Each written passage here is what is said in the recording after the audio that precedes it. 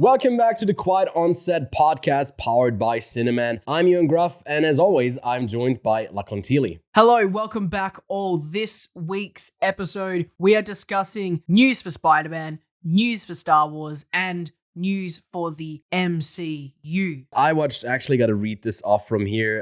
Tons of TV and movies, including the series finale of Atlanta. See how they run Spirited, Causeway, and the Selena Gomez doc over on Apple TV Plus, and the start of season 3 of Mythic, which is also on Apple TV Plus, as well as Amazon's The Policeman and The Peripheral. And I even got some more stuff to talk about. So really filled what we've been watching this week. Such a busy bee. Also this week, we are covering the big release, Black Panther 2, Wakanda Forever. Is it gonna last forever? The MCU? Question mark? Well, if Phase 4 is anything to go by, probably not. But stick around to hear our thoughts. Ewan, shall we roll that little intro that we have? Exactly. Let's do that and get into the show. We are professionals. This is a professional podcast. Yes. Breaking Bad and Better Call Saul. Hello there. Which actually, did you this get is gonna me a be hat a as bit, well? Yes. So I've got Dooncam. It's just a camera with my Dune steelbook. All right, welcome back, Lachlan. Yes, I'm still coughing. I'm still sick. I still got like a clogged up nose. So if I go off screen real quick and come back in, that's probably because I'm either blowing my nose or trying to cough a bit more silently. Yeah. Still in recovery. We kind of, you were sick about a week ago. Now I've been sick for like almost a week. It's gone around. Hopefully we're back to full strength soon. But how have you been doing? Are you doing okay, Lachlan? Oh yeah, not bad, man. It's coming to that time of the year, ain't it? Christmas time. You know what that means? Christmas movies. Are we in a Christmas movie month? Am I hearing that? I heard from might be some whispers. Another employee, but no one else who works for us other than you and me. You've just been talking to yourself, man. I don't know where I've just been talking to myself. Are we doing a movie? Are we doing a Christmas themed movie month? Because it'd be great to go and watch all the Die Hard movies. Yes, exactly, and then get into fights with people who actually Christmas movies. I know, but we might do something along those lines with 4 favorites. Don't know yet. Maybe we'll do it this year. Maybe we'll push it to next year. But certainly, I think we'll consider. There's a couple of films that I guess released that are then holiday and Christmas themed. Maybe we'll get one of those onto our radar as well. But what do you change in this time of year? Is there something like, I don't know, some ritual that you have or something that you like to do? I don't think I've got like a certain ritual. I mean, all I know is that all of the supermarkets start stocking these incredible Danish butter cookies. Yeah. And this is the greatest tin that's ever existed. But not really much, man. I mean, I'm not the biggest Christmas lover. And it's going to go the same for Christmas movies. So I don't know why I'm trying to push you to do a Christmas themed month, because I just don't enjoy the Christmas like aesthetic and there are certain parts that I enjoy, but I'm not going to go out there and be like, yeah, you know what? I absolutely can't wait for the next Santa Claus movie. Oh yeah, there's one series that they're doing, the Santa Clauses. I don't think I can talk about it yet, but I did see a couple of the episodes. They did send me screeners. We're getting really off topic, but I think my favorite holiday decoration is glass shards that I can walk over barefooted, because Die Hard is a Christmas movie. Die Hard is a Christmas movie. So, Lachlan, let's head on over to the news, the quick news this week. Like you said, there's news from Spider-Man. Across the Disney spectrum. Across the Disneyverse, I'd say. Pretty much all coming out of, I guess, overall, Disney adjacent to Sony. First up, Spider-Man Across the Spider-Verse. Daniel Kaluuya joins the cast as Spider-Punk, a character I have never heard of before, but sounds intriguing. Whenever Daniel Kaluuya is in there, I'm interested. Then the Star Wars series, The Accolade, adds a bunch of more cast members, including the Squid Game lead Loo Jung-jae, Manny Jacinto from The Good Place, Jodie Turner-Smith, Carrie-Anne Moss, Amandla Stenberg from Bodies, Bodies, Bodies, and even a couple more. So, Lachlan, I know you're looking forward to The Accolade. And then Black Panther is on tracks to maybe earn over 300 million internationally in its opening weekend. If we are looking at it right now, we are recording this on a Sunday right now. Bit different time difference between us, there's 7 hours, but it's currently at 148 million. So I don't know if it will get there, but certainly probably going to be the biggest opening of 2020 too for Black Panther Wakanda Forever. So, Lachlan, any thoughts on those quick news? I'm just excited for more Star Wars stuff, essentially. Yes. Since it's very, it's set, again, we talked about how we wanted some different age Star Wars content a couple episodes back, I believe. Last week, I believe that the Accolade takes place in the couple of days before the fall of the High Republic era. So, exactly, yeah. Yeah. I'm super excited for that, and the cast looks incredible. A lot of talent on there that just a very, very well-known talent. I mean, Carrie-Anne Moss and Lee Ju, what's his name? Lee Ju-jae from Squid Game. And then you've even got a lot of people who, you know, have starred in smaller stuff and are quite talented. I mean, Daphne Keane is from Logan, I believe. She played the little girl in Logan. And also she was in the Golden Compass show. So a lot of talent in this series. Cannot wait. Keen for that as well. So I'll also be checking that out because I know nothing about the High Republic and last week's You know nothing about Star Wars. Well, that's kind of true, but speaking of Star Wars, the cute little Lucasfilm and Studio Ghibli short came out on Disney Plus. Yeah. It's not much. It's 3 minutes. It's not much, but it was adorable. Hey, but it's a company crossover, and at least Studio Ghibli is doing something. We're still waiting on Hayao Miyazaki's last film. That's what you get when you have Disney. That's what you get to have when you have Disney buying all these companies. You get to have crossovers, such as Studio Ghibli and Lucasfilm. That would have never happened in another timeline where Disney failed. Yeah, I mean, Disney did a bunch of the dubbings, you know, for all of the localization for the Studio Ghibli films. So you got like a lot of like big actors doing like the voice lines for the characters in Studio Ghibli. So a lot of people like grew up with versions. I think Michael Keaton is in one of them. There's a lot of like big names attached to those. I never watched them like that, I guess. But always been that subtitled person. More collaborations to come, you know, hopefully, because it keeps Studio Ghibli afloat, and I can't wait for the new Hayao Miyazaki film to hopefully release sometime soon as well, or at least give us a trailer or something. Which, speaking of trailers, we're not discussing any trailers today. Later today, though, which will probably be 2 days ago or 1 day ago for you now, I did a live stream, took a look at all of the new trailers, and we'll be doing that each Sunday. So mark it in your calendars. I'll be there.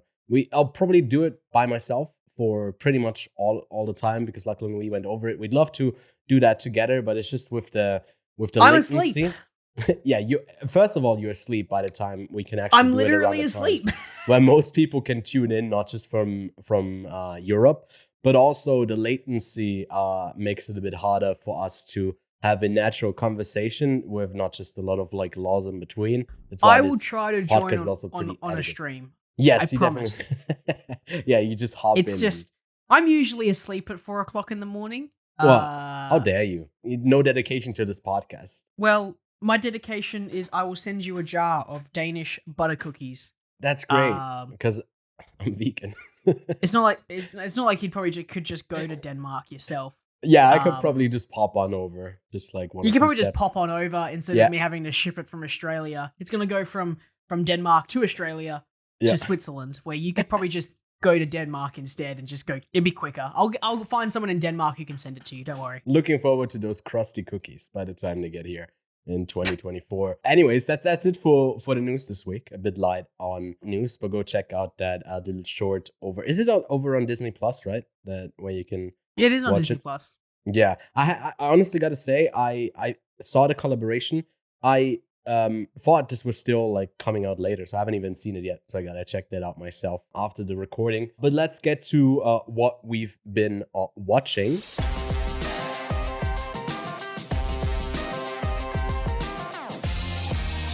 Lachlan, I believe you haven't been you've been watching stuff because there's a lot of cutscenes in the game. But the new God of War is out. So have you been playing it? The new God of War is out. Yes. Actually, I've been playing 2 games, funnily enough. Last of Us Part 1, which is obviously the remaster of the Last of Us, but then you've got the Last of Us remake.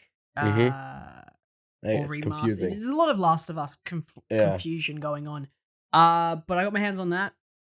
Very, very pretty. Just going through that game again. But more importantly, the sequel to 2018's like best game, which was God of War, finally came out. God of War Ragnarok, and I have to say that so far it's all right. I'll give it that. I think it's perfected the gameplay.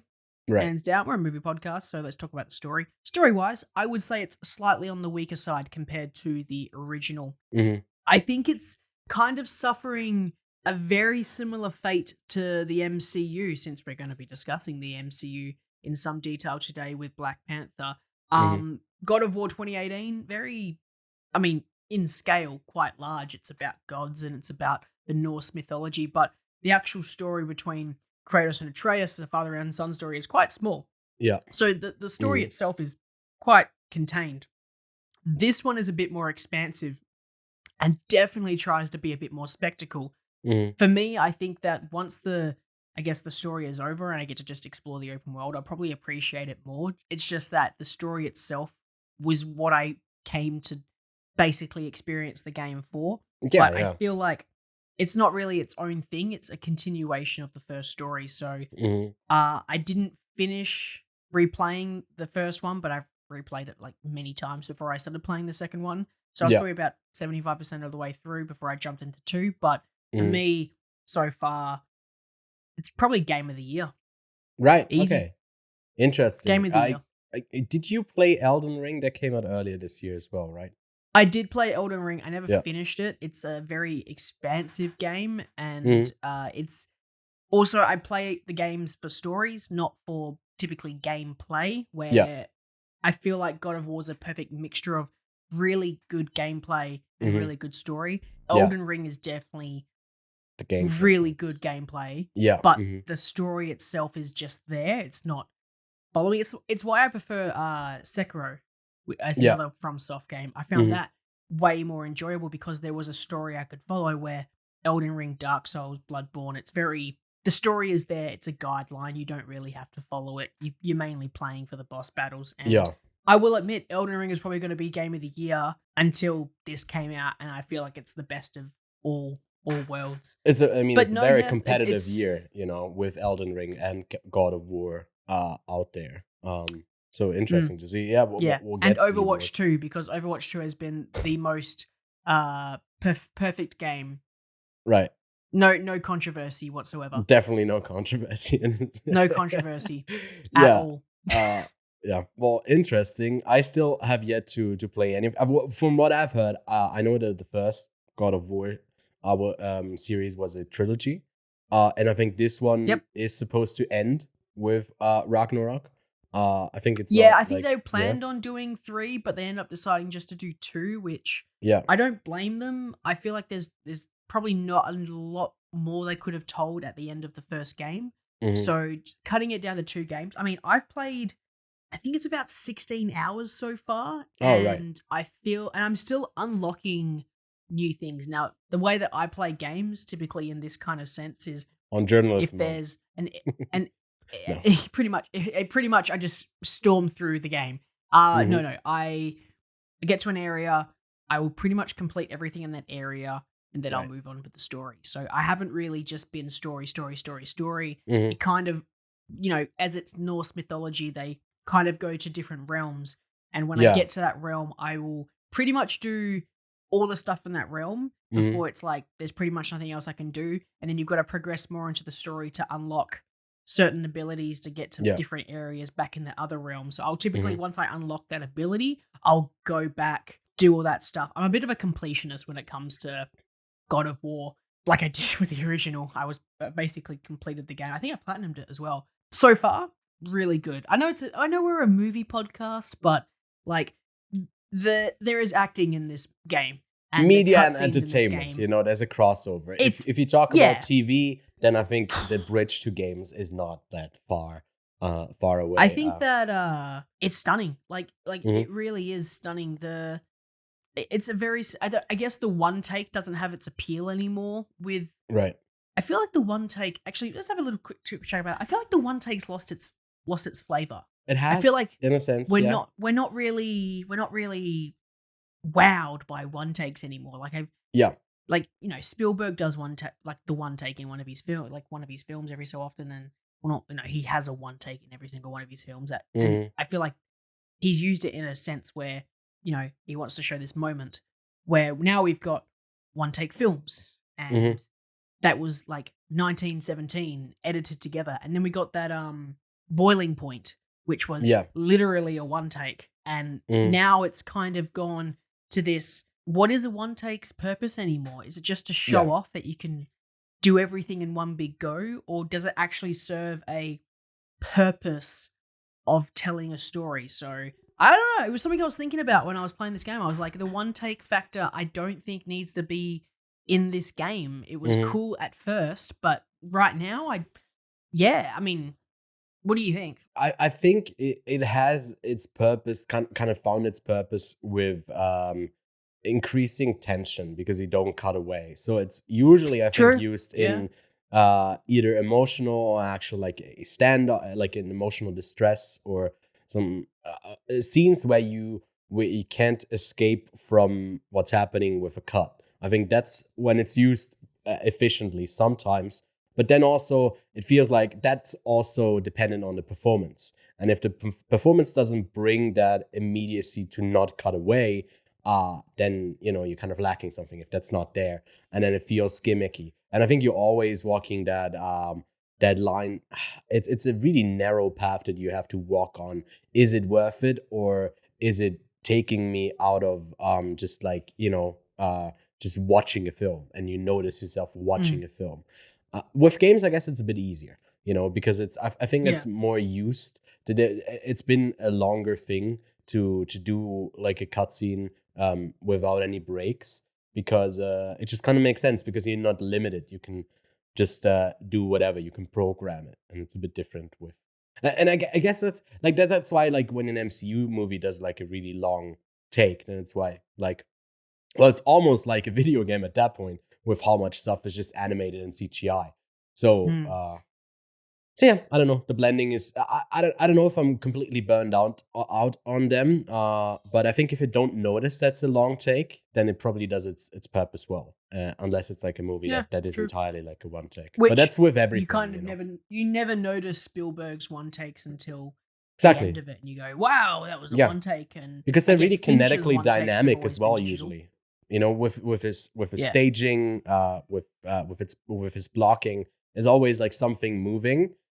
So yeah, his stuff is usually pretty intricate. I'm curious to see what one take they'll do in the Fablemans, what the longer sequence will be. But yeah, anything else on God of War Ragnarok other than I should probably be playing it as well? You probably should. No, you've got so many things you want to watch, man. Like you're the I watch a bajillion things a week kind of guy. True. So we can offload you the squeeze gaming 16 hours of gaming stuff? I'm the Star Probably Wars not. and gaming guy. Come on, man. Yeah, we all got a lane, and I'll keep to mine, which brings me to my long list of stuff that I've watched. That I won't spend like a ton of time on this. Maybe something that I can tie over a discussion of gaming with the start of season 3 of a Mythic quest over on Apple TV Plus. And the show, I think I quite enjoyed the first 2 seasons of Mythic Quest. If you don't know, it's about a bunch of people working at a gaming studio or a development studio, and season 3 just they had a big finale in season 2, so a bunch of stuff changes for season 3. And it's been a bit of a miss so far, where I don't find any of the comedy funny at all, because it feels kind of out of touch. It does like metaverse jokes and Web3. Maybe that's just because also crypto is kind of currently collapsing in front of our eyes completely. And like whatever Zuckerberg is doing with Meta is also tanking. So it's going to be interesting to see like how that all crumbles down in the coming months. But it's just not really funny. A lot of the characters are kind of annoying that I've kind of endured for the first 2 seasons, because there were also some good things about it. But I gotta say, it's not really off to a great start so far. Something that's off to a better start is the series 1899 over on Netflix. Got the screeners, comes out this Friday. And yeah, I'm able to talk about it now. The embargo is up. But I've only just caught the first 2 episodes just before we hopped onto this recording. As soon as we're done, I'm finishing the rest of the series because it really has that intriguing setting that it's from the creators of Dark, that German series that had its like 3-season run, really planned out everything, and is probably the best Netflix series in my opinion, like on the platform. Nothing better on that. I really, really enjoyed it, the way it comes together with the mystery, the timeline, the time traveling. It's just a lot of stuff happening there. Yeah, big claim. I mean, Mindhunter might be up there if it actually was able to close it out. And there's better like limited series on it. But for a 3-season run, I think Dark is probably the best of the best that you'll get over on Netflix. And this is set in 1899, where on a cruise ship or on a ship, they are traveling the Atlantic Ocean from Europe to New York, and we get a bunch of different like nationalities on set with a lot of like different languages that are spoken. So it feels very different than Dark in its setting, first of all, but yeah, it comes up with some intriguing stuff that leaves you with a ton of questions, just like Dark did. And coming from these creators, I actually don't think it's like Lost, where you'll have more questions unanswered than answered by the end of it. But I feel like they could string together quite a fun narrative. So I'll check back with you once I've seen the entire series next week, and I might even do a short review for it. But yeah, looking forward to 1899. What else is there? I saw Weird, the Al Yankovich story, which is streaming over on, I think, Roku for free. I don't know, with ads or something like that. That's how you can see the like spoof on, I guess, these biopic stories about Weird Al Yankovic. Didn't really vibe with it. It does like a whole like alternative reality thing of just going crazy with I guess all of the cliches you got from these types of stories. It wasn't really my humor, didn't really vibe with it. And then what's also out there, I'm Totally Fine, was a film about a friend who had a startup with one of her close friends that passed away, and they were about to celebrate them going them signing a big deal, but she passes away, and then an alien comes down to Earth, takes over her dead friend's body to do a test on her. And that's like a really silly premise, but it's more about like grief and having to deal with that, and it's also pretty funny comedy. Probably gonna fly under the radar just like those aliens did, but I can shout out I'm Totally Fine. I had quite a good time with it. Couple of things over on Apple TV Plus, other than Mythic Quest, Spirited, with Will Ferrell and Ryan Reynolds, about, I guess, Christmas spirits who correct people each year. They like try to better a person, and that's kind of their purpose. And Ryan Reynolds is like one of the irredeemables or unredeemable, and then they tackle that. It's very much Ryan Reynolds humor, pretty weak, pretty boring overall, I'd say. But yeah, for those who are Ryan Reynolds completionists, there's Spirited. Then Causeway, A24 film with Brian Tyree Henry and Jennifer Lawrence, dealing with their own like really internalized trauma. She comes back from a trip to probably Afghanistan. I don't know. Comes back injured. He's also an injured, also veteran. And they, no, not a veteran. Sorry, he has something different that happened in his past, and they connect in a very subtle way. I think the movie was just a bit too broad, the way that it captured the trauma, and wasn't really vibing with it too much. And there was the Selena Gomez doc. See me now. I don't know, something like that. It's one of the better ones, I guess, of like those almost feel like self-directed autobiographical artists doing something on their life, and it's interesting for, I guess, a Disney star that definitely tries to outgrow what that kind of means to be, I guess, a Disney Channel star, and all of her personal stuff that she had to deal with as well. But there's also like some weird stuff in there where she goes to a school and then it's like, hey, I'm Selena Gomez. It's like the whole scene is just like her in a school, like, hey, oh, this is the school I went to, and it doesn't add anything to it. And then I found it a bit boring, but if you're interested in Selena Gomez, it probably is pretty interesting. Lastly, two more things. Atlanta season 4, another amazing show. I think season 3, which came out earlier this year, had like some bigger swings where they did more stories that were quite kind of like anthologies, where they really weren't connected at all to the main episodes. Season 4 ties it a bit more to the main cast, but is a really subtle send-off for these characters. It's not like a concluding story for any of them. But had some really good episodes in season 4. They did a whole spoof. I think the second to last episode, episode 6 of this season, was a whole alternative universe about a goofy movie where like someone who shouldn't have been in that place just rises the ranks, and it's a black guy, and it's about like the influence that movie maybe has had, and it's like a fake documentary type of style of, and you kind of almost believe it the way it's done because it's so well done.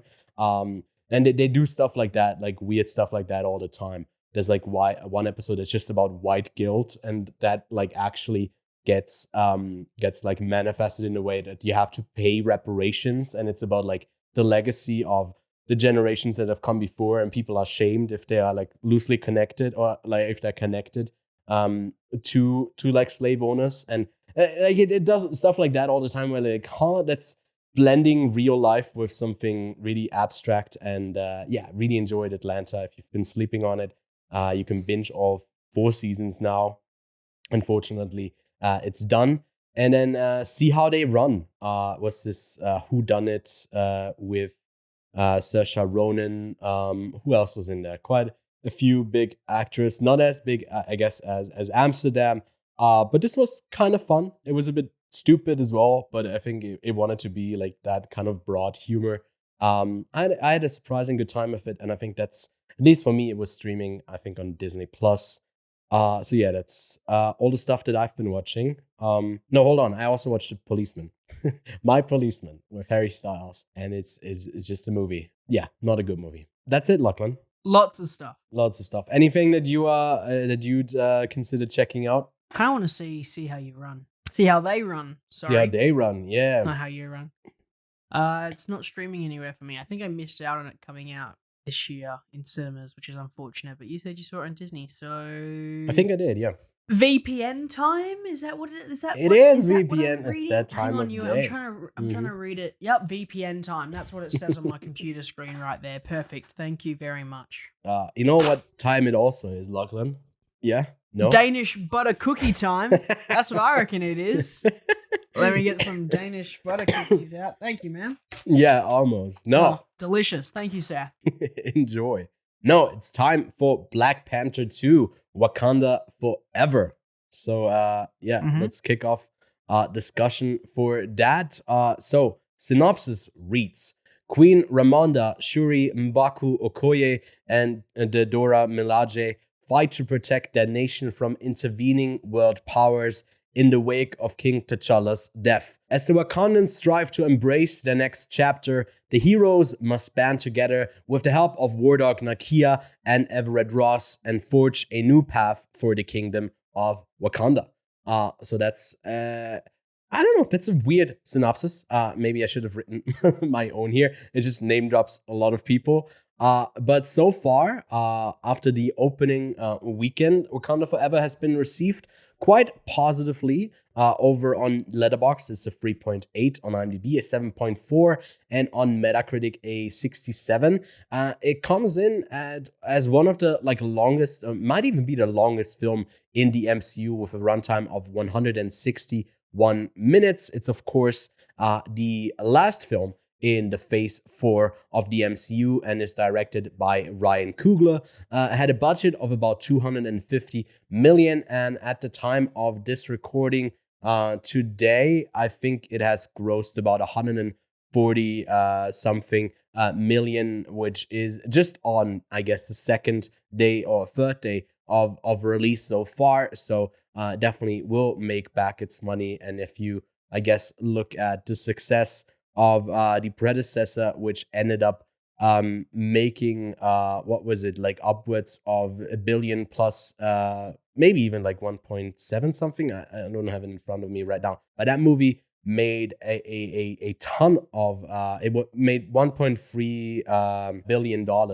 so a big hit for them. I don't know if Wakanda Forever is on trail to match or surpass that, but Lachlan, what are your overall thoughts on the film? Did you have a good time? Well, easiest way to put it is I had a better time than any of the other Marvel films I've watched recently, which is saying a lot, really. Because the past couple Marvel films have just been mediocre and trash, and I don't stand alone with that. Funnily enough, I went and saw Black Panther with my dad, and even he said on the drive over, he was like, I didn't even finish Thor: Love and Thunder. It was terrible. And I thought, wow, someone like myself who would consider myself a movie critic, and I definitely watch it in a different light to just the general public.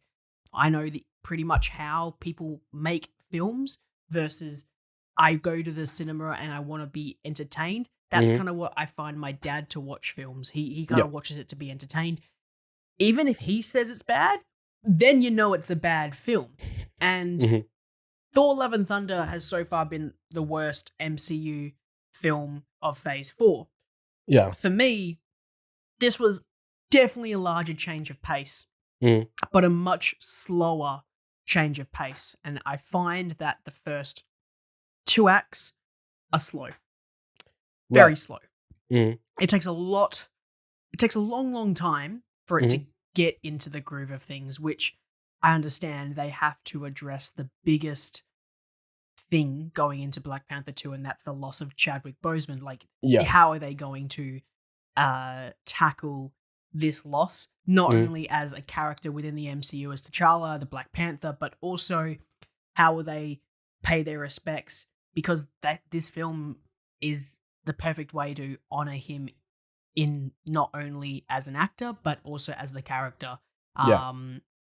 Which I think, for me, I'm so glad it wasn't it wasn't something that was brought up so often. It was kind of something that was done at the start, and it was brought up maybe 2 or 3 times throughout the film, and then it's brought up at the end. It's not the key thing that follows through this film. This is no longer T'Challa's story, but he is still a big aspect of this film, which there's definitely, another director out there or another writer out there, or there's probably another whole version of this film that they went through where T'Challa plays a bigger role. I mean, and I'm not saying like before his death, obviously they probably had bigger plans for Black Panther 2 involving Chadwick Boseman, but there's definitely another version of this film where they use his loss a bit more, and I find that they use his death perfectly. There's no overuse of his death as a way of tugging on your heartstrings. It's just he's passed away. It's a year later. Yes, they are still suffering for his loss, and it is something that is quite sad, but they move on. They have bigger sorry, ignore Bigger the fish to the fry. joke, but bigger fish to fry. You knew what was coming.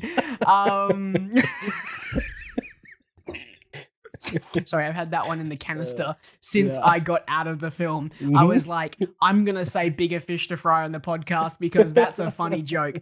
To get off of the obviously he's passing. They use it quite well, but for me, this film is, and I said it in my Letterboxd review, is essentially I agree with Scorsese in the fact that superhero movies are like roller coasters. Now, I don't believe that they're not cinema. Like honestly, Endgame was, and this is a part of cinema. It's gotten people out of their homes into the cinema seats to watch some of these films. Bazillions of dollars have gone through into these films, but you know, it is true. Superhero movies are roller coasters. They are fun. They are enjoyable. They're going to have these moments of sadness, these moments of loss. That's expected. It's a film, but this film is kind of like sitting on the lazy river at a like a water park, right?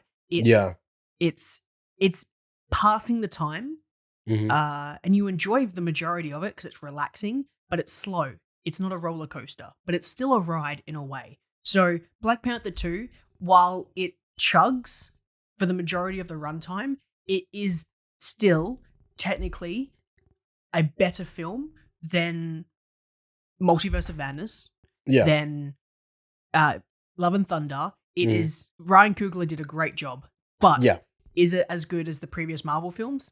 No, it's not. I think you mentioned something about like how they were using or gonna integrate his death into the story, and I think that Coogler had a script right before Chadwick Boseman passed away with Namor, and they had to rewrite basically the whole story. And I think there's some fragments that you can still feel in the story where you could kind of see that maybe that was I can't say T'Challa's place to be in, and then I guess someone else has to take up them like that mantle. We'll get into like specifics and everything in a spoiler discussion, and I don't want to give too much away, but I think this movie is also like has a lot of parallels to the first one with, I guess, the motivation of certain characters in here, and I think it still goes a long way that Coogler writes these characters that it still feels refreshing, and I still think Black Panther has the best run of villains so far, where I think both of these are, to me, probably the most intriguing the MCU has had so far, with Namor and with Killmonger. Can't think of another series that has had like consistent villains where I was really invested in what their perspective is as well. I think he does that like nuanced tone quite well in a superhero film. You know, there's always like lengths that it can go. When it comes to, I guess, the integration of T'Challa and Chadwick Boseman passing, I mean, it's literally, there's not really a spoiler. It literally is the opening film to address with it. And then, like you said, it's more in the background, and it's all the I guess, grief our characters have to deal with. And for a movie about grief, I guess this is probably as good as we're going to get in the MCU. I found it a bit lackluster, if I'm being totally honest. And I also think that if you have a scene where someone is dying of an illness, and you got someone constantly screaming like certain numbers and like, "Ooh, it's 67% about like," well, that's goofy to me.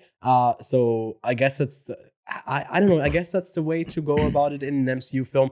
I just found the spectacle of him like dying at the beginning, I found I don't know, rubbed me the wrong way. So I was immediately when they, it's also a slight spoiler, I guess, but when they do the opening rolling Marvel thing credits, and it's just Chadwick Boseman on there, and they do it silently, it felt to me exploitative there, but I know that the intention and everything was probably set right.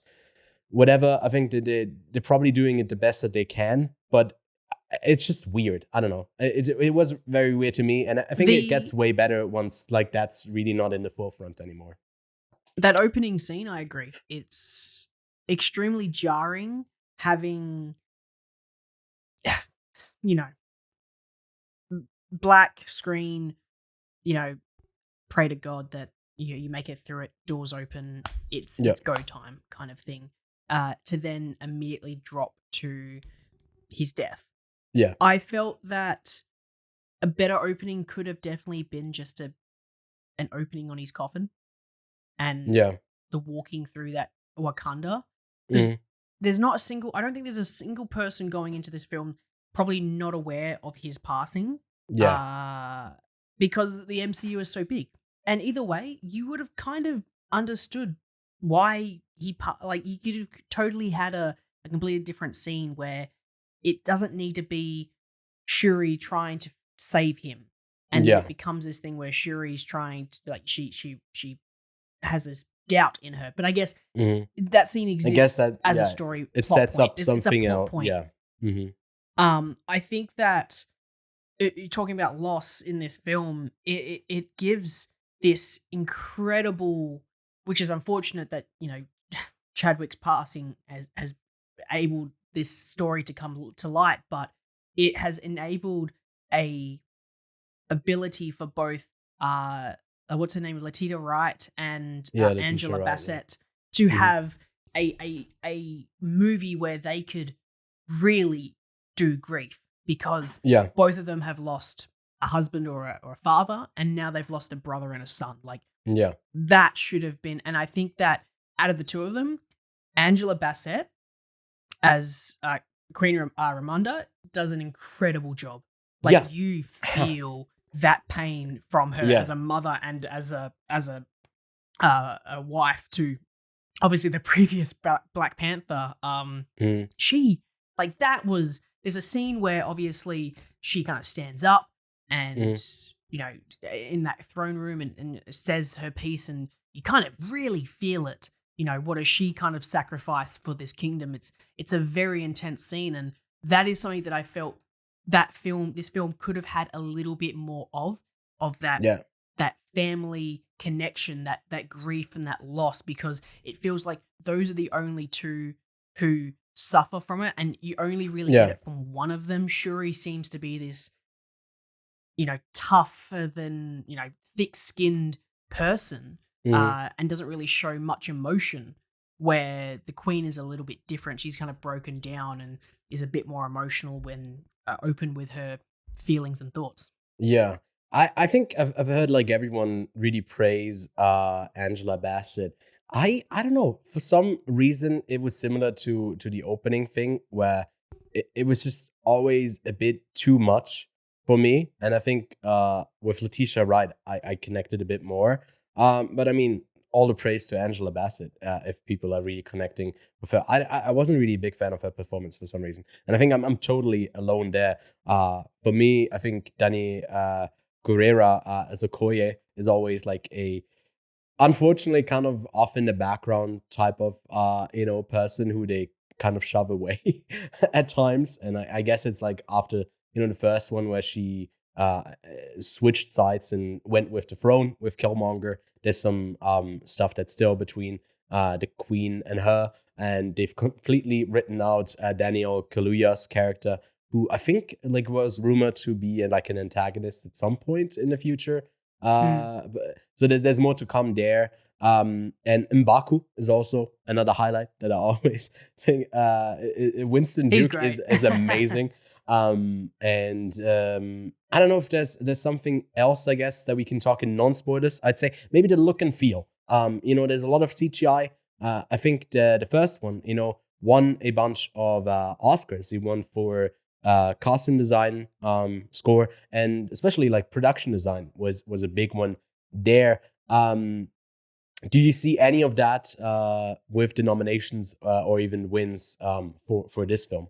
No, I don't. I think that with the award ceremony, the Oscar run of the previous film, it was pretty much I wouldn't say a fluke, but I feel like Black Panther got nominated because it was Black Panther, because it was a cultural phenomenon. Yeah. Mm-hmm. It got nominated and people were pushing it to go for Best Picture.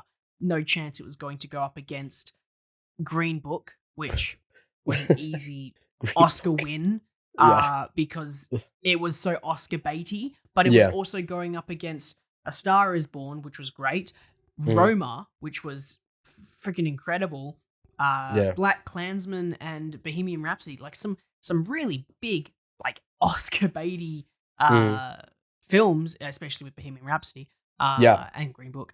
It was going up against a lot of talent. So there was a number of areas where I think they definitely got an easy win. Production and costume design, I still think easy, because they developed a whole nation and it was very, very good. I still feel that Wakanda, out of any of the worlds that we've been to with the MCU, feels the most brought to life, as it feels like it has a whole culture around it. And it's the same with, I'm forgetting the name of the underwater city. Pandora, the underwater city of Pandora. Pandora. That has James Namor Camerosity lives in. Yeah. He it also kind of feels like they've got their own culture around it, not as much as Wakanda, but there's a reason they got nominated for some of these, and it's definitely worth it. But I don't see it being, once again, pushed for a Oscar I don't think the production design and even the costumes, maybe the costumes a bit more, especially in like that opening and the funeral ceremony. Oh my god, they're not as much in the sorry? That blue suit. Yeah, the blue suit is terrible. Was the ugliest looking Okoye thing I've ever seen. Okoye was right. And then I knew they were making a joke out of it, being like, "Oh, it's ugly," and I was like, "No, that is the ugliest looking suit I have ever seen." It's terrible as a superhero. And I was also super excited because Namor was like a traditional superhero. He was just wearing spandex undies. It was great. It was like a traditional superhero outfit on screen. And then he had one of the ugliest looking superhero like suits ever. And I was like, how did that even get past? Like, I knew it was meant to be ugly because it was a joke made out of it, but that thing is it was basically a blue Predator. It was like, you know, the original thing, original Black Panther had the really outdated "what are those" joke, and they got like a really ugly superhero suits in this one. I think the score I think was one of the highlights of the film. Once again, definitely. There's definitely also like the OST, like the selection of like needle drops as well, quite satisfying. Although they sometimes take you out of the film. No, definitely not as good. But that's like, you know, they got fucking Kendrick for the first one. It's true. And you're not gonna top Kendrick. It's just no way you can. Isn't Kendrick in this one? I know. I think it's just Rihanna. I thought Kendrick had a song, or I'm thinking. Did he have a song? What's the one? This one. It's Rihanna's Lift song, Me right? Up. There's the song that goes into for Oscar contention. I think Black Panther Wakanda Forever might win an Oscar, and it's for Lift Me Up by Rihanna, because it's a really good song. It's a bop. It's a nice bop. Other than that, I don't see it win anywhere else. I don't really see that happening, to be honest. And Lachlan, I think that's enough of non-spoiler talk. Let's get to specific moments. Get some nitty gritty. Specific plots stuff. And where do you want to kick things off with this? Hang on, I'm having another Danish butter cookie. Let's discuss Namor. Yes, please do. Let's discuss Namor, because you said, and I quote, Black Panther and Black Panther 2 have some of the best villains in the MCU. Yeah. I thought Namor was a bitch. I think he's not as good as Killmonger. I just think from a motivation standpoint of where he's at. I also think the best scene of the entire film, I think, was with Killmonger in that like space in between. Yes, I was gonna say that was the best scene. Like, he's back, baby, and he's just so mad that they killed him off. He's so good. He's just it's unfortunate Jordan that is amazing. Like the best villains in these movies are the ones that have a moral standpoint that you can kind of understand. Yeah, you can get it. And Namor does have that, right? He kind of shows off this beautiful underwater oasis. By the way, guys, I have plenty of like Avatar 2 references, because it's basically blue people and way over water is coming out soon. Yeah. like underwater Pandora. That's what we're gonna call it because I can't. Telacan, Takalon, Taki. Yeah, I don't know. Pandora. I don't know what it's called. Pandora, It's hard to underwater say. Pandora. Yeah. That Namor protects. Mhm. Beautiful scene showing off this culture, the similarities to Wakanda. Yeah. But wetter. Was beautiful, and Mhm. I was thinking, Weta, you mean okay, the digital animation Weta studio the digital, that did who did that did work all on of this yeah, film. right. Mhm. Exactly. New Zealand. They're showing off this, comparing it. I can see what they're doing. They're trying to get it to compare to Wakanda. They're trying to Yeah. build this thing where this is his world that he's trying to protect. Totally Mhm. makes sense. But he should also probably. I mean, the thing is, then they went through this thing where he went out of the water and saw Mhm. that slavery was a thing, and I go, right. I get it. You hate land people because slavery. Mhm. Got it. I understand that. Have you been to the land world recently? Yes, it hasn't happened in a while, and it has happened, but it's kind of like this grudge against the entirety of the land world, Yeah. right? Both those who aren't enslaved and were enslaved. Like they don't say that they want to attack the land world and attack the people who were slave owners. They just want to attack everyone on the land. Yeah, I think that's what usually makes it, I guess, a super like a comic book movie, because ultimately the villain goes for something too big, too broad, where essentially like The entire if you world. look at it closely, if you look at it closer, then there's like, obviously you'd want to protect I guess what's yours, what your nation is thriving on, and it feels like a repeated beat of colonialism, but colonialism now underwater. Like what? And See, I totally understand if he was just like, I want to break down the powers of the monarchy, like the top dogs who enslave the world. I totally get, but he Yeah. says he wants to take over all the land worlds, and I'm like, so so are you telling me are- you want to yeah. just straight up kill everybody? Yeah, Doesn't matter do the whether they're a thing slave that or you not, are so- afraid other people are gonna do to That you. was my biggest flaw, because Yeah. they had Killmonger so thought out. Like, Yeah. he was so thought out. And I agree, he's one of the best MCU villains to date, easily, because you understand where he's coming from. And and they do a very similar thing with Namor. They go, look, I'm trying to protect this world. This is my world that you've just been introduced to. You can see the similarities to Wakanda. But then I have an issue with his motivation as to why he wants to, because it's obviously not just because he wants to protect it. If he wants to protect it, he now has to attack the rest of the world. That makes Yeah. no sense whatsoever. So this big bad, which isn't really a big bad, he's more of like a morally grey character trying to protect his world. It makes me not respect his character because it's not so well thought out. Yeah, I think, I guess where he's coming from is that the land people are always gonna try to exploit him or them as a nation that he's built. For the Which, by the vibranium. way, everyone in that world in underwater Pandora isn't like everyone his kid. There's like a massive incest there because he's the one who started it. Or Well- did he just grab people and give them like some stuff and then put them underwater? Or I mean, because they they're call technically them, aren't they like mutants, all his so children? yes. Yeah, so it's But they're technically mutants, so yes, they are ancestral in a large number of ways. Because there's only like 16 of them that went under the water, and that means a lot of inbreeding. A lot. Yeah. A lot. Uh-huh. Which, again, makes sense. They're all mutants. And they're all blue. Also, why are they why blue? was- I mean, they don't really. I mean, they kind of explain why he's not blue. Yeah. because he's a mutant.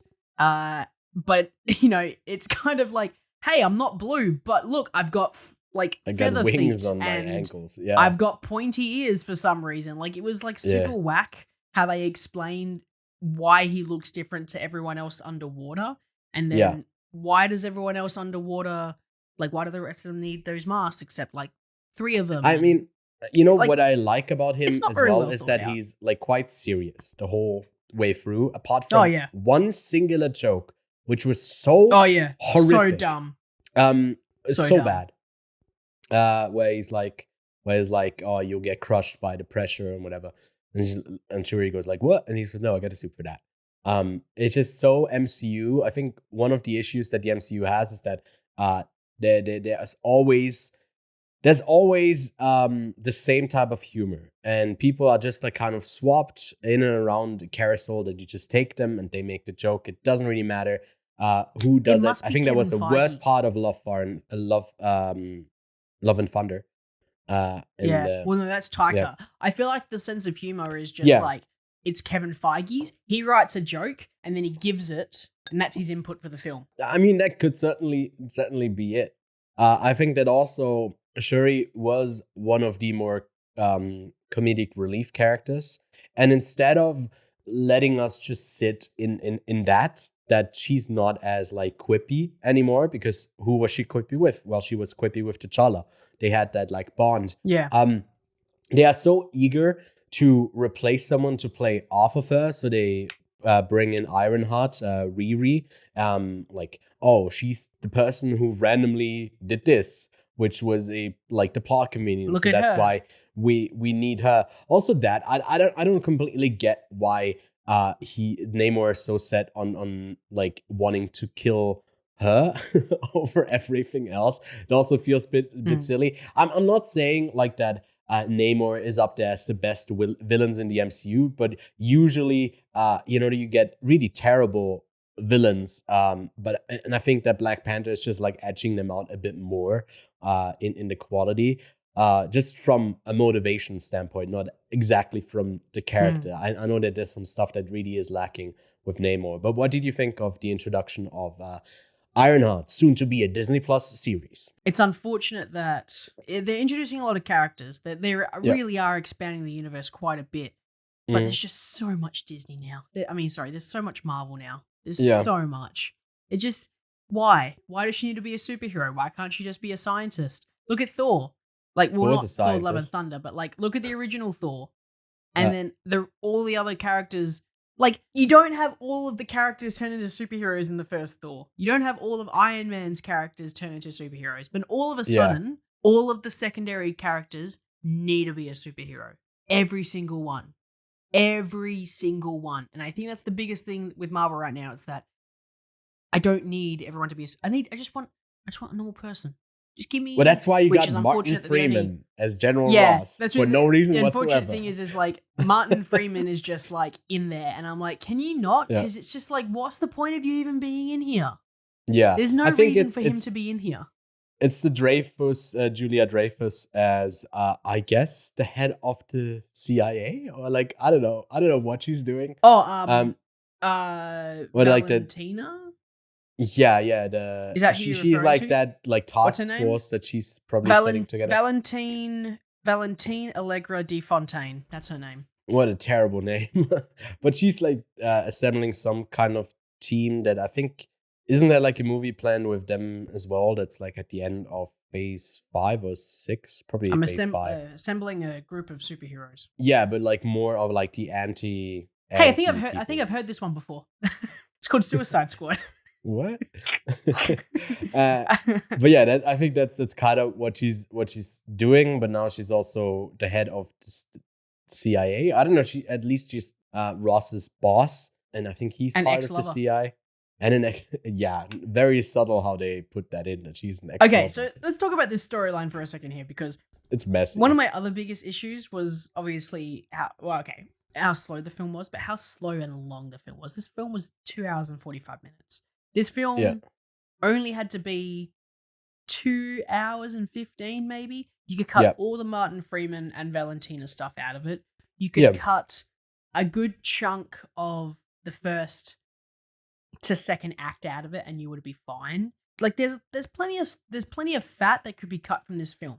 But here we are, 2 hours and 45, 162 minutes or whatever it is, and we're here. What's the point of him even being in this? Other than to make colonizer jokes. Yeah, I think it's also they kind of dance around how the U.S. government is like, they go for a bunch of U.S. government and other governments are bad, and I feel like they're not going to stick with that. I think that's going to tie into especially Secret France. Wars. Yeah, France. You've been on a France apologist campaign because you recently picked up, learning a few French words yourself. Couple French words. Are you prepping for like Cannes? Is that what cafe. you're doing? Are you really early Yeah, on? prepping for Cannes. Yeah. Learning French. Sweet. I got to learn the basics, such as Où est la toilette? where's the toilet? Basement. That's what you just said, right? Yeah, no, sure. Basement. Yeah. Where's the basement? No, I didn't say that, but sure, we'll go with that. Okay, sick. I don't know what you're saying. You could be. Hey, don't be saying Said anything something bad naughty. about me in French. No, Merci. Lachlan I beg for très mercy. gentil. Wait. Huh? Yeah, no, he's amazing. Hang on. Hey Google, translate this for me. Anyways, what else is there? What other characters?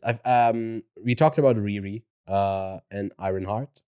M'Baku, I think, gets a bit sidelined, but after I guess one big moment would be that Namor kills the queen off screen as well, kind of off screen in a bizarre death Not really. scene. What did you make of it?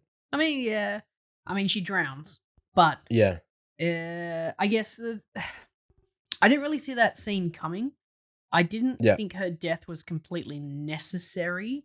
Obviously, her death pushes Shuri to, I guess, really get down to making the heart-shaped leaf again to become the Black Panther.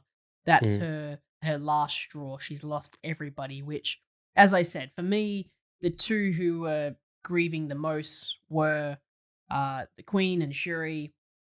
I obviously related more to the Queen. She, for me, was the one, showing that more to the audience, where Shuri was a bit more locked up, but I guess that's the characters anyway.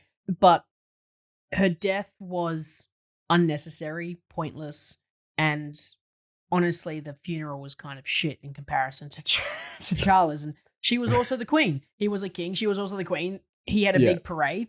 They just buried her in a forest, which, cool. I get that. Not everyone's going to get the big dancing scene. It costs a lot of money. Well, I guess it's just because after the attack, and everyone gets a day off. Yeah, of course. Yeah, of course. There's less people to dance. They killed all the dancers. That's who Pandora went after. They were like, don't kill the civilians, kill the dancers. Kill the dancers so they don't have a good funeral. And on the funeral, everyone they pan back in this totally not CGI shot of everyone not seeing what's going on, but standing on the rooftops. I feel like those people are probably gonna survive because they know how to get high, to not drown.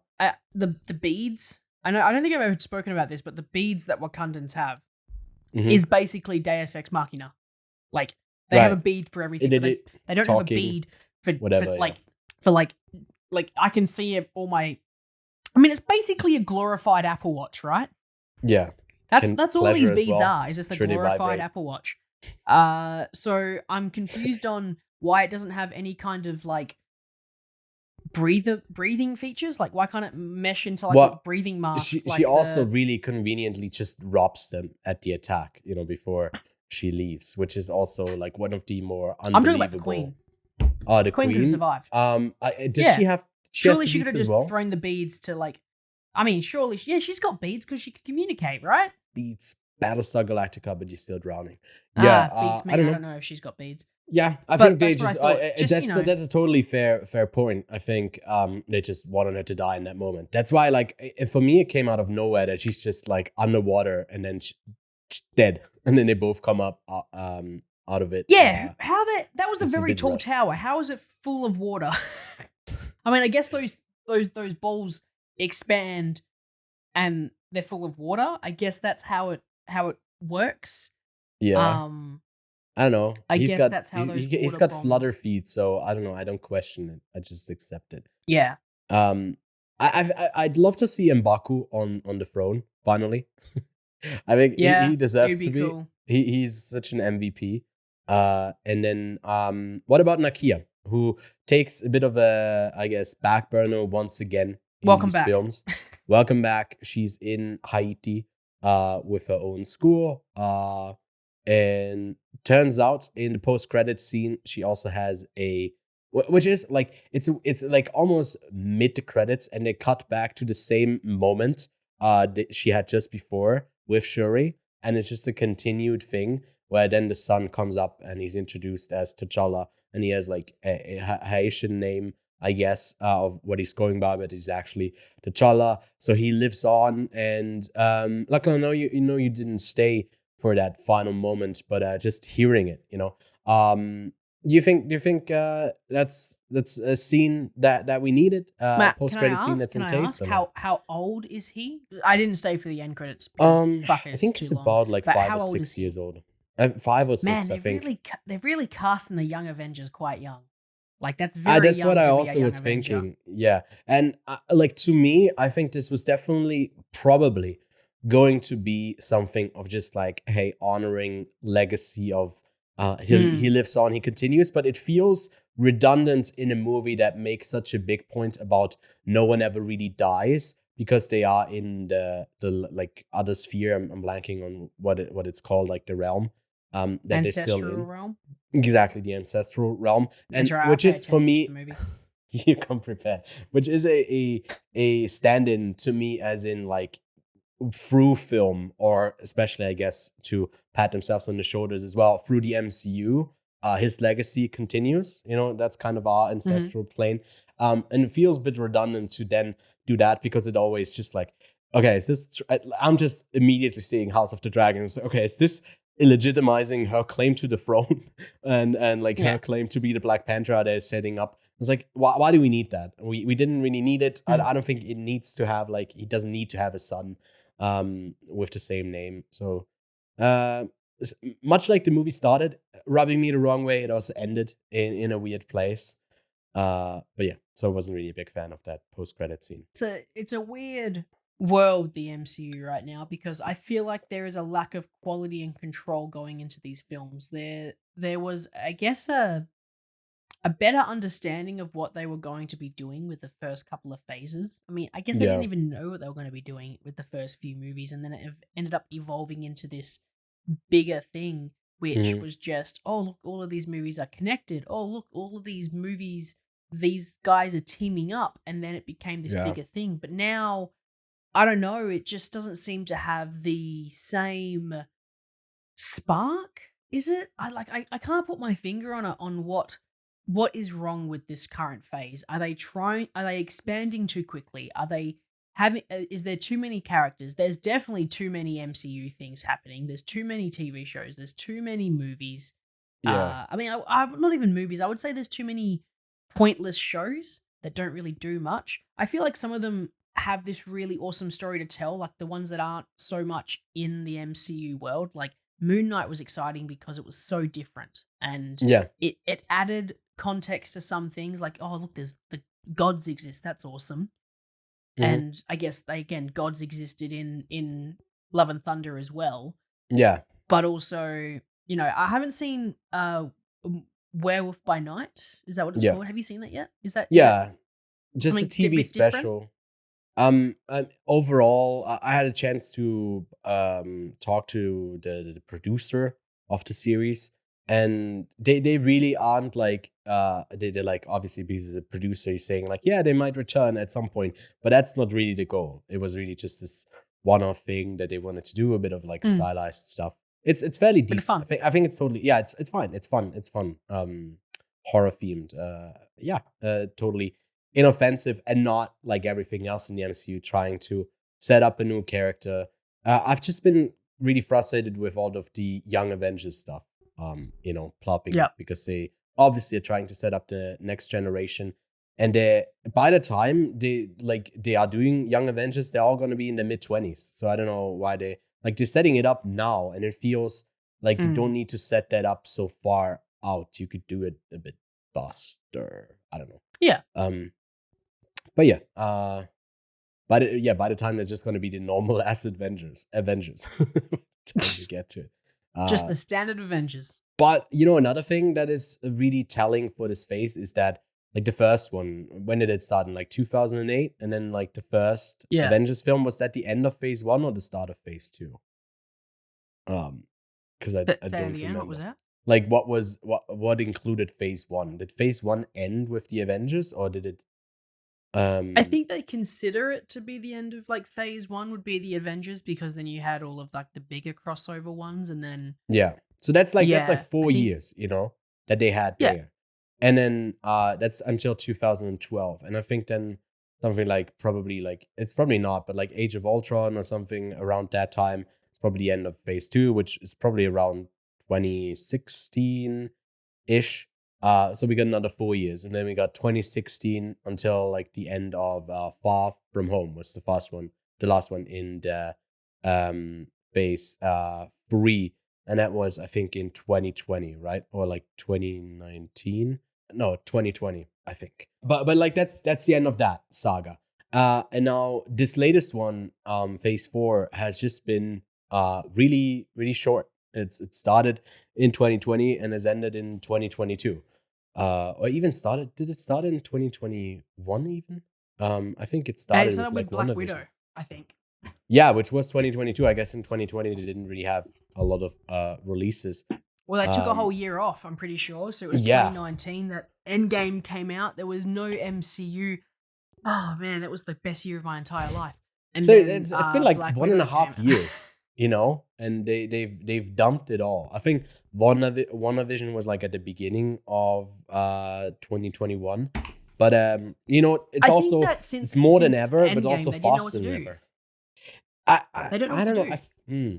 I think they have a bunch of ideas, and the more that they open up the universe to multiverse stuff, the more they lend themselves towards, you don't need to set up a big bad so long. You can quickly introduce them, but they're still on the streamlined thing of building towards something big. And it feels like the building stage is not really as exciting when you're coming off like the biggest event to ever occur.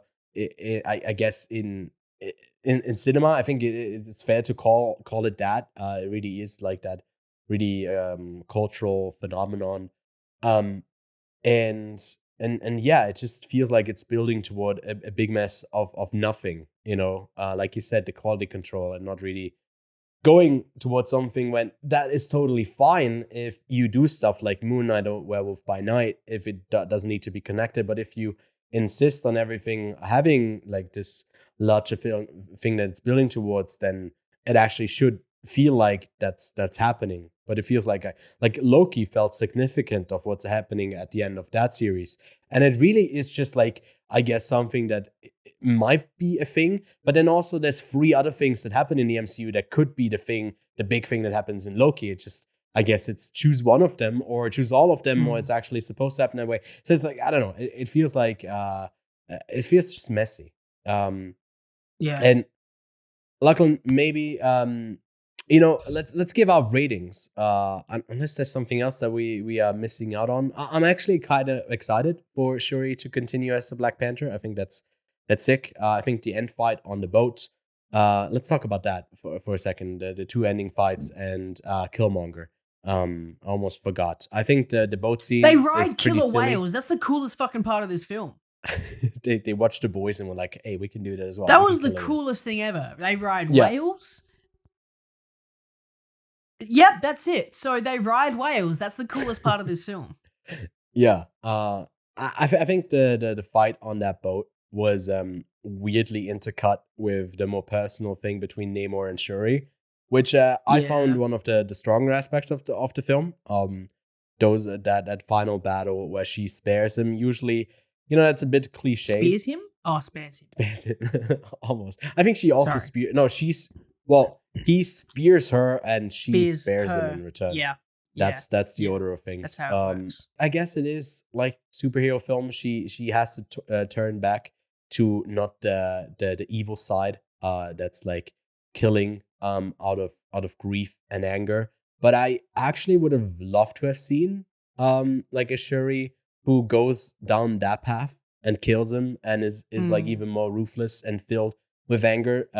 And doesn't by the end of the movie get to deal with all of her grief. But I guess that would have been not as graceful as a send-off for T'Challa and for Chadwick Boseman as well. So I get why they go that route. It's also a Marvel film. I just would have found it more interesting. But I guess then you would get yet another dead MCU villain. But yeah, what did you make of that scene? And maybe Namor's final thing of like, ooh, we're not done yet. Once again, I guess he just wants world peace.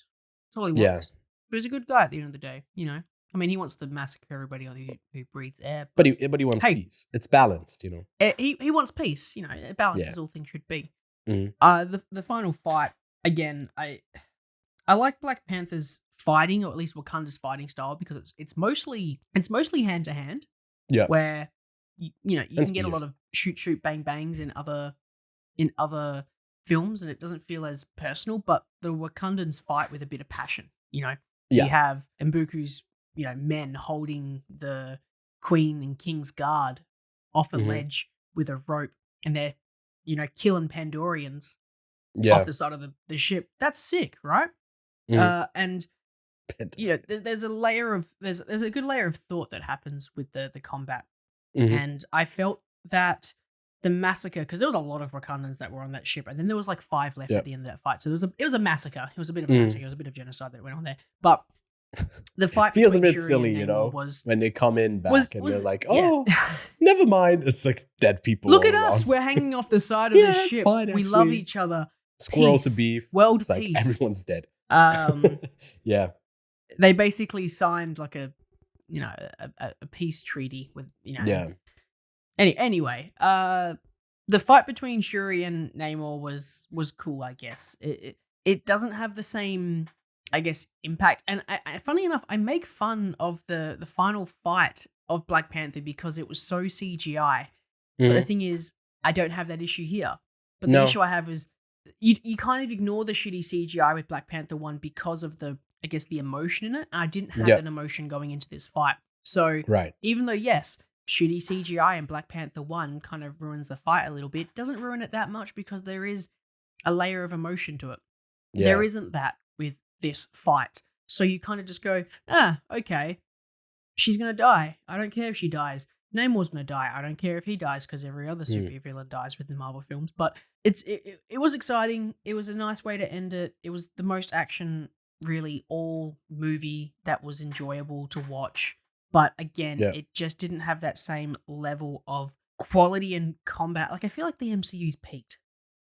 And that's just where it's at the moment. It's peaked with combat. It's peaked with comedy. It's peaked with, like all senses, right? It's peaked. Where can it go from here? This is the end of Phase 4.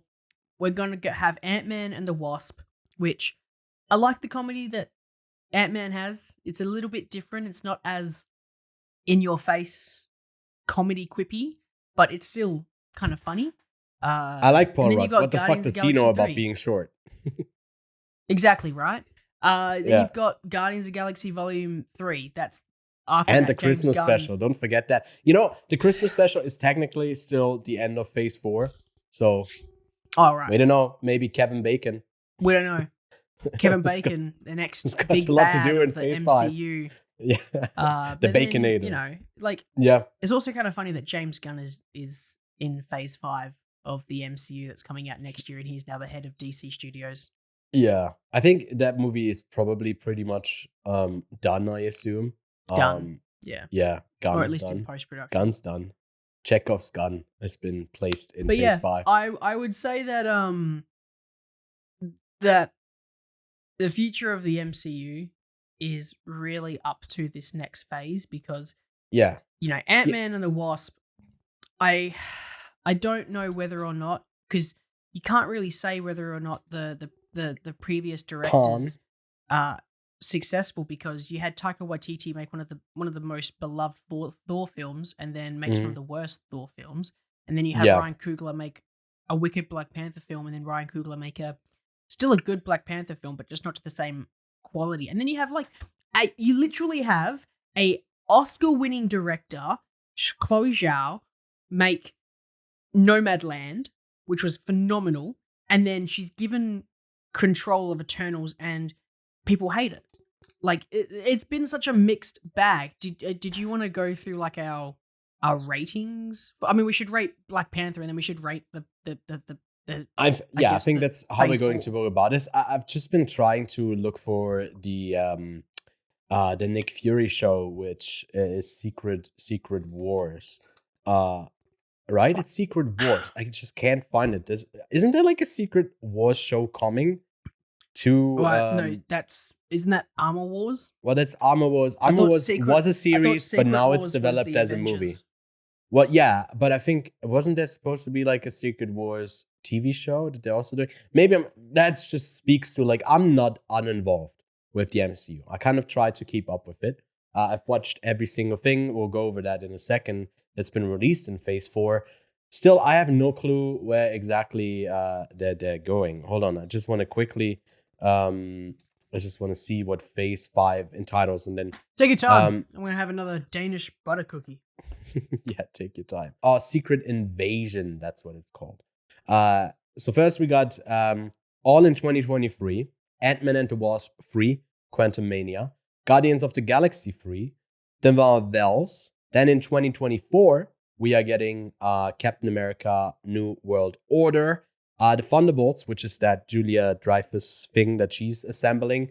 And then end of 2023, Blade, which I don't know if that's staying in 2024. You know, it has some issues with the director and everything. In the series department, we're getting the second season for Loki, second season for What If, Echo, you know, the spin-off that from one of the characters in Hawkeye, Secret Invasion, which might also concern the Thunderbolts thing. I think that's coming in 2023 quite early.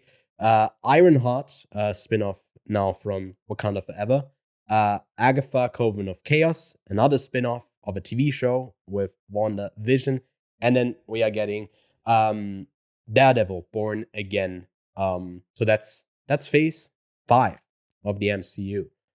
Ending again in 2024. So another just 2-year phase right there. I don't know if I'm really keen for for a lot of these films, other than Guardians, because Guardians 1 and 2, I had a really good time. Still think that Guardians of the Galaxy, the first one, might be the best MCU movie to date. But Lachlan, where do we stand on Wakanda Forever? Where do you arrive at as a rating? It gets a 3 Pandora blue people out of 5. It gets a 3 blue people out of 5. But no, I also give Wakanda Forever a 3 out of 5. I think it's not a return to form for Marvel. It's totally passable. If you like Marvel films, you probably are gonna have a good time with this. And it's I guess a proper send off for Chadwick Boseman. But go seek him out in some other performances. He has some wicked stuff that he did. I don't know if you got like anything that you really liked outside of the MCU of what you've seen him in. I think in The Five Bloods and my Rainey's Black Bottom, he's amazing. And I guess I haven't seen him in 42, where he plays Jackie Robinson. I've heard some great things about that performance, but I guess for his legacy, go seek out his other films. There's some great stuff that he did while he was still with us. That's mine. Get on up. Where he plays James Brown. Anyways, Lachlan, could you run us down through your ranking of the Phase 4 releases? I'll make it quick. Ranking the Phase of 4 Marvel films. Number 1, Spider-Man No Way Home. Really fun, really great use of old characters. Probably the only MCU film where I actually enjoyed myself from start to finish because I loved it all. I'm not even a big Spider-Man fan. Shang-Chi and the 10 Rings. 10 Rings? That's the 10 one. Rings. I can't remember the full name. The only new superhero introduced in this phase as a solo film. Unique world was introduced and a great use of humor and really fun action scenes. Wakanda Forever takes number 3. Probably the best small-scale film. It wasn't super large-scale, which is good for me. I don't really like how big the MCU has gotten, but honestly, a very personal film compared to the rest of this run of films. Black Widow takes the next spot after her death. Why was this film made? Oops, I've missed the 60 seconds. Why was this film made after her death? I don't know why. It should have done it way before, but it introduced us to a new Young Avenger and the Thunderbolts. Not a Young Avenger, Thunderbolts, that's the one I'm thinking of. Multiverse of Madness. Wasn't even Doctor Strange's own movie, which is unfortunate because it should have just been called Wanda and the Multiverse of Madness because why the fuck was Doctor Strange even in that film? Last but not least, and it's unfortunate to say, but Thor, Love and Thunder.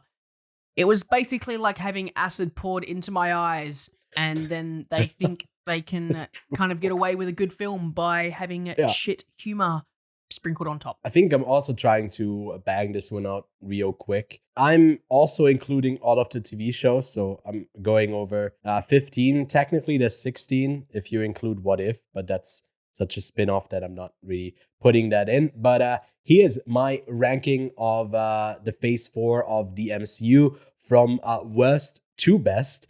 So I'm kicking it off with Love, War and Thunder. Need I say more than Screaming Goats? Just terrible. She-Hulk, the rom-com comedy drama about an attorney that just kind of falls flat. For me, didn't work. Doctor Strange of Madness, rank 13 for me. Just a messy bit of film. Eternals, unfortunately, Chloe Zhao didn't manage to make this one work. Then followed by Black Widow. Again, she died. Why do we need a prequel? I don't know what even this movie was. Just unnecessary. Hawkeye, setting up just one of the young Avengers. WandaVision, I'm lower than most people on this. I just didn't really vibe with the first few episodes of just changing it. It felt like a gimmick. Didn't connect with it. I kind of liked the Falcon and the Winter Soldier a bit more than most. Thought it was some solid action. Back end was a bit lackluster. Werewolf by Night, the TV special, kind of fun one-off thing. Moon Knight, quite enjoyable. Probably one of the best series with its unique tone, and Oscar Isaac is also a pleasant surprise. Wakanda Forever, great stuff. Good send-off for, I guess, T'Challa and Chadwick Boseman. Overall, had a compelling villain to it as well, but also a bit too long. And then Miss Marvel was surprisingly my favorite MCU show to date. I think it kind of nails what it's going for with its central character. Great casting there. Dang, Shang-Chi and the Legend of the Ten Rings has the best action in Phase 4. So for that alone, it deserves to be up here. Loki, Tom Hiddleston, just charming as always. And we got Owen Wilson in the mix as well. Just a fun time to be had in the MCU. And then finally, the cameo fest in No Way Home. Spider-Man No Way Home with the 3 Spider people as my highlight of Phase 4. But overall, a bit of we can agree, Lachlan, a bit of a weak outing. It's certainly like the weakest. Is it bad phase that so I far. didn't include the Eternals? No, it's so I forgot about the Eternals. I'll put the Eternals above. I'll put the Eternals above Black Widow. There you go. Now we got your correct ranking as well. And well, that brings us to the end of our discussion of Wakanda Forever. Let us know if you watched the film and what you thought of it. We're totally off with our assessment. And leave us some comments down below. I'd be interested to see what people make of the film. Then what you can go seek out after you've watched Wakanda Forever, probably already, if you've all the way made it through today's episode, out on November 18th, a Friday, in the States, out in limited release. I think now already. We got The Fablemans, probably expanding wide in some places. I still gotta wait a bit longer, so be on the lookout for the latest from Steven Spielberg. And then 2 more wide releases. The Menu, a satire with Ralph Fiennes and a lot of really fun actors in there from the writer of Succession. I can recommend that one. I think it's a pretty fun satire that expands wide, as well as the Harvey Weinstein uncovering story in She Said. I've heard some mixed things on that one. Haven't seen it myself just yet. But that's that for the big new releases this week. So, Lachlan, after seeing almost said The Way of the Water. No, after seeing Wakanda Forever, where would you send people for your pick of the week? What should they watch right now? You watch people get attacked by blue people. Now you should watch people attacking blue people. I'm going to suggest everyone go back and watch 2009's Avatar before Avatar Way of the Water is released. With a Z. Avatar is with a Z, with a dollar symbol. With a dollar symbol, exactly. How much do you want to say now? How much money do you reckon Avatar 2 is going to make? Do you want to make it? Do you want to do like a little little game here. See. Okay, yeah. Write What it are the in stone. stakes? What are we saying? What are the stakes? If I win, I have to eat this entire box of I Danish know, what a butter cookies. terrible And if you punishment. win, I still have to eat this entire packet of Danish butter cookies. I don't know. What's kind of stake should we have? I think what would be kind of funny the loser is has to the actually go loser watch the has movie? to. No, I was about the loser has to watch the movie. I was about to say the loser has to show up Twice. to the review all painted in blue, but then I just realized it doesn't really work because we can't say where the movie ends up. No, you know what? No, I'm setting this right now. The stakes are who's ever further away, the loser of this bet has to come in blue body paint for the third Avatar movie when that releases in 2024. That's so far away. Yeah, I know. But the thing is, we can't do it for this one. We won't know where it ends up. I mean, we could just do opening weekend. Okay, opening weekend. Well, actually, how long? Okay, do you want to guess how long? Hang on. How long did it take for No Way Home to reach 1 billion? So the highest openings ever were 375 million for Avengers Endgame. But is that just domestically? 375. See, I reckon if it only made 375 for Endgame, I reckon it's only going to make like 200 mil on the opening. Yeah, I mean, 200 million would still put it I don't at even think, number 9, right behind the original Black Panther. I don't think it's even going to make it that successful because I don't think people care enough for this film. Yeah, I mean, the original Avatar made 77 million. It's the 112th highest grossing opening ever. But I think it's going to outgross that. I'm going to say Avatar Way of the Water is making 140 million at the box office. And putting it nicely between 140? the Twilight Saga Breaking Dawn Part 2 and the Twilight Saga Breaking Dawn Part 1. And is this the opening weekend? This is the opening weekend, which I'll link to the box office chart for top opening weekend. We'll use this as a reference point for our bet. And then maybe we can do the punishment. My guess? Yeah, in the week after. You ready for my one? Yeah. $140 million and $1. Fuck you. Okay. He's just 140 million and above, and I'm just counting for its downfall that it's less than 140 million. All right, so we'll see. We'll see whoever ends up on top. But yeah, that's that. My pick of the week is a little Netflix film that I haven't even caught myself. I really want to go watch it. I wanted to fit it in, but I just couldn't. And it's called Is That Black Enough for You? That's just came out on Netflix, and it kind of goes over Black history in film. Looked really interesting. Next week I can tell you a bit more about it, what I thought of it. But go seek that one out. And then next week, we don't know for sure yet what we'll do. We might do the menu. We might do some other movie. We might even not show up at all. We'll see. But yeah, in the meantime, don't forget to subscribe to the channel. Leave a like if you've made it all the way here to the end of the video. And consider leaving us a rating over on the podcast apps as well on Apple Podcast or on Spotify. Goes a long way to help us grow the show. You can follow all of our socials. Those are linked below in a link tree, as well as Lachlan and my socials. And hop on in, swing by to one of the live streams. I'll be streaming on my YouTube channel a bit more. I just did one where I went over and put every movie I saw at Venice, Cannes, and Zurich into a tier list to tell you which one is worth seeing and which ones you can avoid. I'll be live streaming later today to talk about the trailers that have premiered, and we'll end up doing that show weekly as well on Sunday. So love to see some of your smiling faces join me as I do that. And Lachlan, anything else to add before we close the show out? Fuck, these Danish butter cookies are like the best thing ever. I can't even rate them enough. This is like my new. I've been snacking on them all podcast. Okay, if Lachlan doesn't make it back next week, he'll probably. Can I be sponsored by Denmark? It's a Can big Denmark plus sign sponsor as this well. podcast? Maybe they could get us like Greenland or something. That would be nice. Anyways, Why we'll is see you Denmark next week. very elite? Oh, okay, I don't know. How No, I don't know. I how mean unicorns work. Denmark owns Greenland. Did you not know that? No, I was not aware of Greenland that. is just like a colony of Denmark, technically. I thought Greenland was its own country. No. Sad story. Anyways, I'll tell you Greenland's after. not a I'll tell country? you after some biscuits and tea. Okay, sick, cool. Yeah. All right. See you next week.